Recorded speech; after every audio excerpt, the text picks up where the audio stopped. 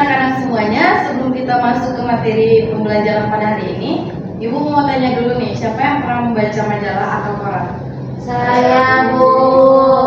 Nah, di dalam majalah atau koran tersebut biasanya terdapat kolom khusus yang berisi pandangan atau pendapat dari redaksi mengenai isu yang sedang hangat.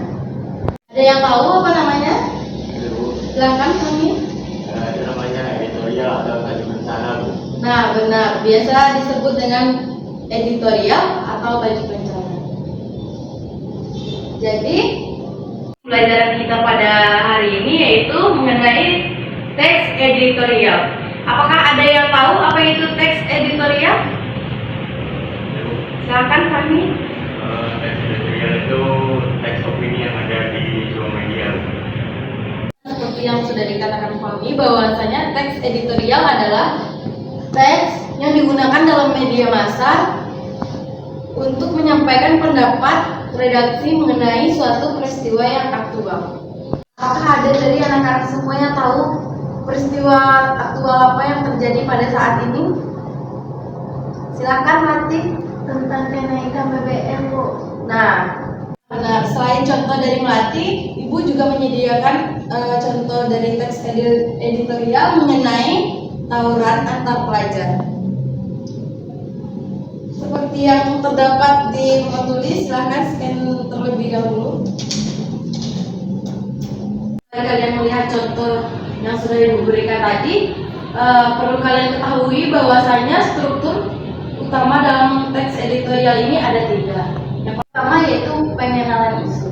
Pengenalan isu berisi sudut pandang penulis tentang isu atau masalah yang dibahas. Biasanya membahas peristiwa, persoalan, faktual, fenomenal, dan kontroversial.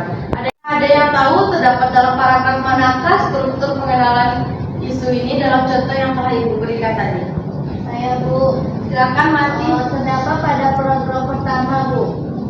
Terdapat dalam paragraf pertama.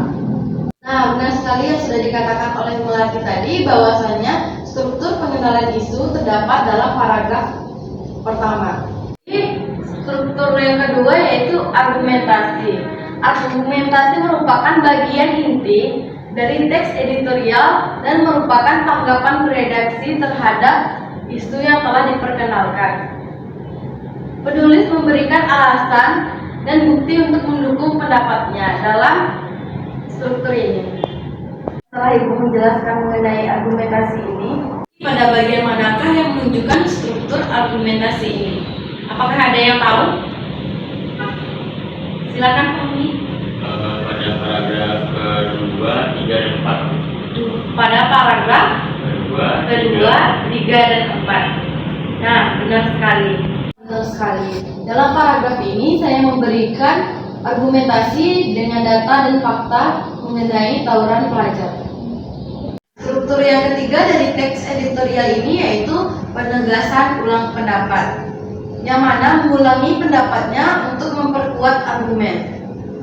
Dalam penegasan ulang pendapat ini tidak perlu Ibu tanya kepada kalian semua karena bahwasannya sudah jelas dan pasti penegasan ulang pendapat ini terletak pada paragraf akhir dari teks editorial. Dalam paragraf terakhir ini, penulis mengulangi pendapatnya untuk memperkuat argumentasi. Paragraf ini juga penulis menegaskan kembali bahwasanya masalah tawuran ini perlu ditangani secara bersama.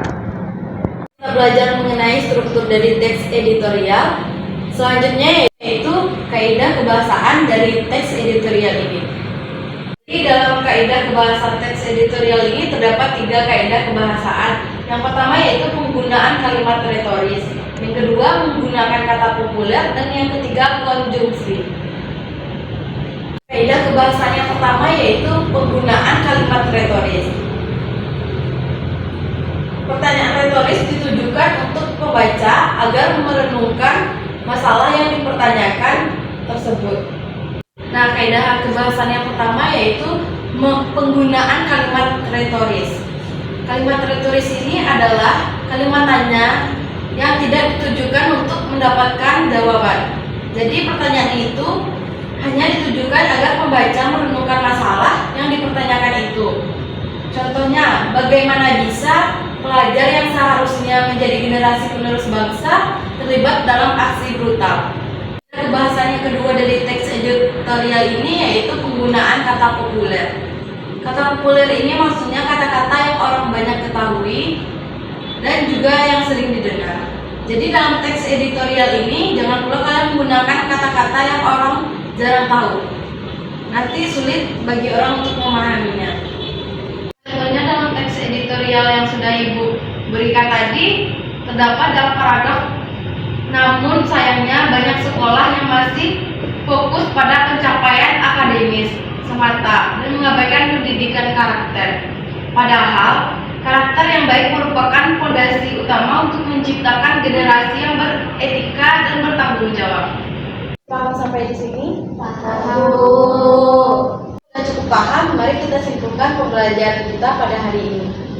Teks editorial adalah artikel yang berisi pendapat redaksi mengenai isu yang aktual. Strukturnya terdiri dari pengenalan isu, argumentasi, dan penegasan ulang pendapat. Kebahasaannya meliputi penggunaan kalimat retoris, kata populer, dan konjungsi.